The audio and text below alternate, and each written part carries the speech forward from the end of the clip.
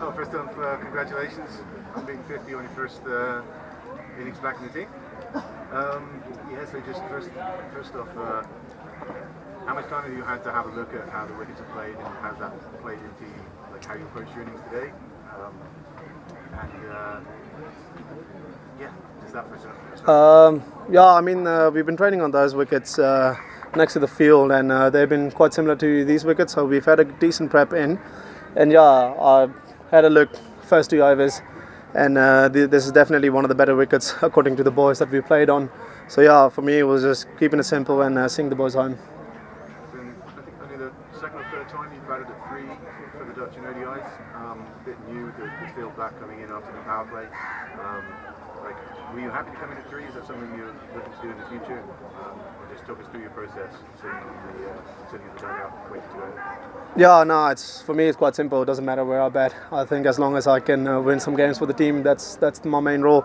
And batting at 3 today, it actually made it a bit simpler because the boys had a great start at the top, Levy and Max. So it just makes it much easier for me to just go out there and with 4 men outside the ring, just go out there, rotate the strike, and win the game. I'm not sure if you're allowed to talk about it, but I noticed Sharice isn't at the ground today. Is he okay? Is he Just a bit under the weather, but no, he'll be fine. Two wins out of 4, coming back from the World Cup. Was this result a surprise for you with the performance Namibia and Nepal? Obviously these guys are very good teams, and we know how tough it is to beat Nepal in home. I don't know what they had, like 14 wins in a row at playing at home, and we know it's going to be tough. So we got to be out there and perform at the best level of our standards. And this ODI series on a high, what are you expecting in the T20 series? Do you think the results will have fair share like the ODIs? Can't tell you. I don't know. Cricket's a funny game, but obviously we're going to give our 100%, and we're going to try to win every single game.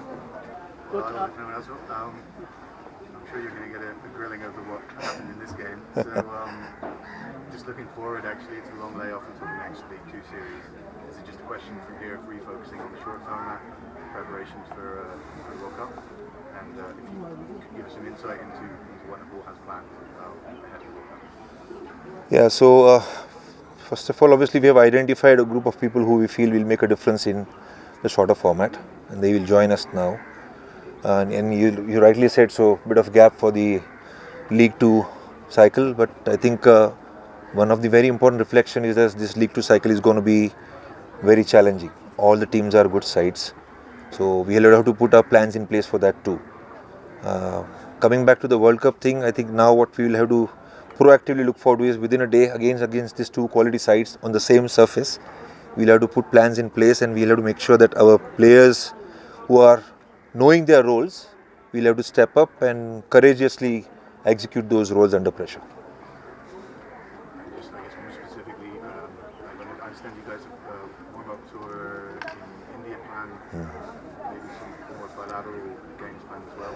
Can you talk about that at all, or is that not up yet? No, I mean, one of the bilaterals is confirmed. We put a lot of effort, a lot of communication was from the CAN management, some of my personal connects as well. We all made an effort. So finally, because the Ranji Trophy finishes off 15th of March, Baroda state team and the Gujarat state team had agreed, and the fixtures are fixed. We play against these 2 sides at the end of March till first week of April. So that's something which we look forward to. As we speak, also we are heading to Hong Kong for a T20 series against PNG and Hong Kong. So these are all part of the preparation. We are hoping for 1 or 2 more good news if it happens.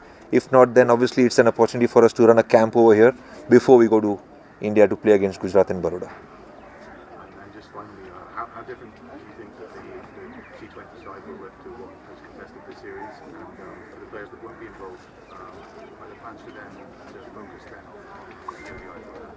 Are you looking towards building to an extent 2 separate sides with 2 different formats? Not totally a separate side, but it's a good question. We do have certain plans in place for some of the players who features in our ODI. And at the moment, the way the surface is, the kind of surface that we are playing right now over here We feel that some of them might feature in our T20 squad as well for time being, and we'll see how they are able to execute their roles. It will be new for them, but one or two players might feature from ODI into our T20 as well for this series especially. But when it comes to plans for the ODI players, again we are reaching out to some setups that we know, and when we are busy with the T20 World Cup, we want them to be actively involved in certain programs so that when again the ODI cycle starts, they are not rusty but they are ready. Yes. Coach, it's the same story once again today. We had a good start. It's a bit different from previous game, but the middle order is once again struggling. Do you think it's lack of responsibility from some of the senior players? I think I would not like to give a statement like that. I think one thing you are right about, that it seems like we are playing the same game again. And I heard captain also saying the same thing over, that we need to learn, cannot repeat the same mistakes. It is very important that when you're playing against quality sides on a challenging surface, which is the fact, you have to stay in the battle. You have to keep the fight up out there. And the skills that you're presenting over there matters a lot. At the same time, it is very evident that when you have to stay in the battle, you have to show some courage as well. You'll have to remain brave as well. Batsmanship is an art, and I think our players are experiencing a lot of games, and they will have to learn from these games to learn art of batsmanship as well. And that is where they will have to grow. If we see in a broader perspective, we lost only 2 matches at home in last cycle. This time we've already lost 3 out of 4. So how do you see our home advantage? Is it a bit because of the only batting performance, or do you think we're getting predictable at home crop as well?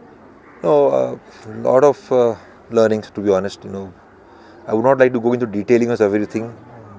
I would like to still say proudly that the way we conducted PM Cup mattered a lot. But we know that within whatever we have over here, we have to use the TU ground to ensure that we see a lot more talent who is growing over here, training over here in domestic cricket. And that was their opportunity. I felt our groundsmen made a lot of effort to keep working on the pitches, but this time the pitches were not batting friendly. And last year our strategy was to create a very even pitch, let the skills win.